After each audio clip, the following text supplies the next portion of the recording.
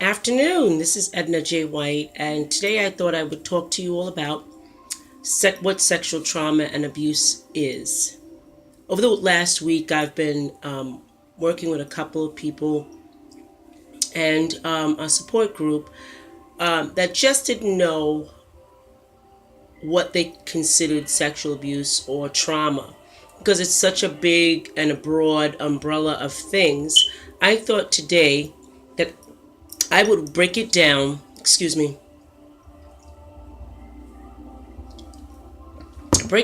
into what sexual abuse is and what sexual trauma is. To begin with, that for children, it is any sexual act that is imposed on you without your consent. So if you didn't say yes, or you do not have the capacity, or you're not old enough to say yes, that's when there's sexual trauma and assault. As a survivor myself, I'm still learning that there are depths within me that seem to reveal new things for me. And as I get older and more knowledgeable in the area that I work in, which is sexual abuse, emotional recovery, and teaching prevention, the safety of your body, and anti-bullying, I now realize that there's so many areas that we must discuss with children. When I talk to advocacy groups, churches, most of the time they don't want to discuss that subject because it's taboo. But I don't even know if it's taboo anymore. I believe that people are now hiding out in being a celebrity, in high stature jobs or employment, in churches, in grandiose organizations where we idolize those people, and they're just as human as we are, but we allow them this ideology, and they end up kind of erupting and showing their true colors, just like the situation with Kevin Spacey, and the big producer who's assaulted so many women. And this other gentleman is Kevin Spacey has actually just defiled young men in the prime of their life, where they're learning to be themselves. My goal for 2018 is going to be teaching prevention. I've contacted so many churches already within my area, and out of the churches that I sent requests to just to go there, I didn't want any money. I just wanted to teach a class or present a workshop. I received one response, and with that one response came a request to come to their church and view how they do services. And I thought that was really odd, considering I was a great advocate in the community for 27 years as a pastor's assistant. But I thought that was very strange.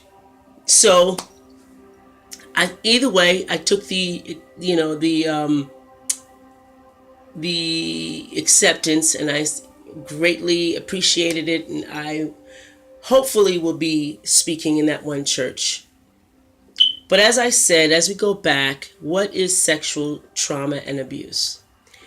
Again, children, it's just, if you say no, it's no.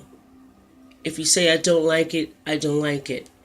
You have the right to say no to an adult. It's not about the old days where you respect your elders. No, it's not about that. If they're not respecting you, your body, and your rights, why would you then respect them? I think that's what needs to be heard, that children need to be taught. This is not the 1950s. Excuse me. Not the 1950s, This is not back in the old days where some of the adults were real adults and not grown-ups. But if they defile you, if they hurt you, if they harm you, they have taken down that respect to a level now that you're able to speak to them and share your feelings and be a voice. You don't have to be abused by anybody. You don't have to be hurt by anybody. You can speak up. You have a voice. I think out of any generation, this generation here, with the video games and the connection to the television to keep them quiet, the consumption of music on their ears to keep them quiet and listening, and then the aura in this world that it's all evil, or or the other one, to the other extent that all things are acceptable. We've stopped communicating. I say that because they've taken writing, when we used to write script in school, they've taken that out of school. And soon the writing, regular writing, whether you do it in penmanship, I think is taken out. Yeah, penmanship, that's what it is, taken out. But soon they're going to replace that with a computer. Communication has ceased. And we have to learn to give our children voices back. We have to learn to give us as adults our voices to speak and to speak out.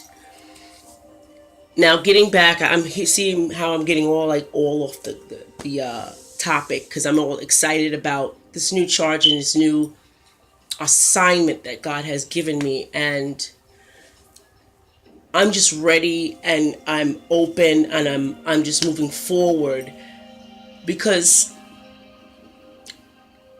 I want you to know that people are not going to recognize your purpose. You have to recognize it. And you have to be on board and with God. Because most people will not ever want to go the same route you would. They will want you to go with them. But they would never trudge behind you and say, she's speaking on sexual abuse, trauma. Oh, I'm done with that. I've dealt with my pain. Why do I have, that's my friend, but I don't need to go to that. Or I don't need to understand that. But most people will not follow your dreams. You have to follow your dreams. You can be anything you want. You're not what happened to you ever, kids. You can do anything that you want. But I want to tell you today that sexual trauma and abuse have a couple examples, okay? Sexual trauma can be an assault. That means if you are raped, if you're sexually abused, no matter what age it is, if you're stalked by anybody, whether it be online or whether it be in person, whether you're sexually harassed, or if you're in this street, if you're in the street somewhere, let's just say you're walking down the street, like me as a woman or a man, even a man, and somebody goes, hey, good looking, look at that, those legs, and blah, blah, blah. You don't even know them. And they're going on like that. That's sexual trauma. That's violating something within you. That you are who you are. You can't help that. So that's sexual trauma. Childhood sexual abuse, familiar sexual abuse. So say if a child has learned or looked at someone having sex with their clothes on or whatever, and they replicate, they copy that. That's familial sexual abuse. That's something they learned. They don't even know what they're doing, and they're doing it to you. Or incest, that means your mother, father, sister, brother, cousin, uncle, aunt, stepfather, one of those people having sex with you or abusing you or molesting you or touching you or exploiting you, taking pictures of you while you're in your underwear. Those all, and there's a gambit of all others. And why do I say this? Because just because they're under that umbrella, you may not be affected by something. Like say if somebody took a picture of you, like I know a lot of parents take pictures of their children, in with no clothes on, and it's like, oh, this is so cute, but that's for their memories. And then later on, when you get engaged or something, they'll bring the picture out and show it. That doesn't really bother you, or it may not bother you, but it may bother and hurt someone else. You know, someone whistling at someone while they walk down the street may not bother you, but it may traumatize another person. All of us experience things differently, and we have to really understand that all of us experience ongoing things differently. We display them internally, physically, mentally, socially. It affects us. And we have to remember that all the time. So sexual abuse is a trauma, and it's many things. And it affects us many ways, and we have to begin to heal from that. And what's the first step of that? The first step is to say something about it. Second step is to talk about it. Third step is to realize, if you're older, why you do or react the way you do. But because that I'm adult, let's just say, I'm an adult, and the way that it affects me doesn't affect you. So you could be upset as a little child, biting your fingernails, staying away from people, being alone, withdrawing, being by yourself. A lot of the times when kids are playing, act out. But for me, I could do the same thing, but in grown-up ways, like being mean to other people, lashing out, gossiping, reacting to everything, taking everything personal, not being able to work, not being able to go outside, not being able to take care of yourself, very sad all the time, which they call depressed. We all react differently. It's not a response, it's a reaction to something that goes on. And sometimes we medicate when we get older, whether it be with drugs, alcohol, food, anything like that. Those three things, I think. Shopping is another thing. When we overindulge in something, even religiosity is a scapegoat for what you're feeling, the reaction to what you're feeling. Because I know I experienced that when I got older. When I was about 18, and I still was going to counseling, I thought that God would help me by going to church. And religiosity is definitely a cover-up. Being absorbed into church and everything comes out your mouth is God, God, God. Anything overly indulging, chocolate, candy, cookies, food, overindulgence in something, coffee, is more of a stimulant to hide out somewhere and not deal with a problem, not deal with the real issue. Shopping is another one. But we all react differently. People say response, but a response is a very well thought out plan, or a very thought out statement for me. A reaction is just reactionary. It's verbal, it's forceful, it's all over the place. It's like when you vomit. That's a reaction to something in your stomach. When you vomit, it just comes out. It's not aimed at anybody. It's aimed at everybody, So that's the way the reactions of sexual trauma affect you. If it's not dealt with, if you're not with a safe person, if you're not within a safe group, if you're not working on it diligently every day. And years of sexual abuse, I'm talking years and years of it, take years and years of work and preparation to repair and reprogram those thoughts and changes. Sexual abuse has so many profound levels in your life of attack. It attacks your self-esteem, your self-worth, your confidence, your voice, your mind, your eating habits, your structure, your relationships, your money. It affects every part of those things. I talk about that a lot in my book, Stuff, Giving Voice to the Secret of Sexual Abuse. I talk about that a lot because I was affected so severely. I was even at the point of cutting. I never used alcohol or drugs to kind of cover it up because my parents were drinkers, and I saw how it affected them, and I didn't like that feeling. I said nothing's going to control me, and to that point, it didn't. But I was affected simply. The first time I cut myself, I didn't believe. I was like, "Oh, this feels great," and I kept cutting myself and kept cutting myself, and it was not until, I want to say I was up 16, 17, that I realized, or through counseling, I realized that it was not what I'm supposed to be doing, because it kept my mind off what was really going on. I would just cut myself, or I would peel my nails till it bled. Those kind of things, self-mutilation kind of things. But now I realize so much. Life is so beautiful when you learn to go inward. Everything's inward.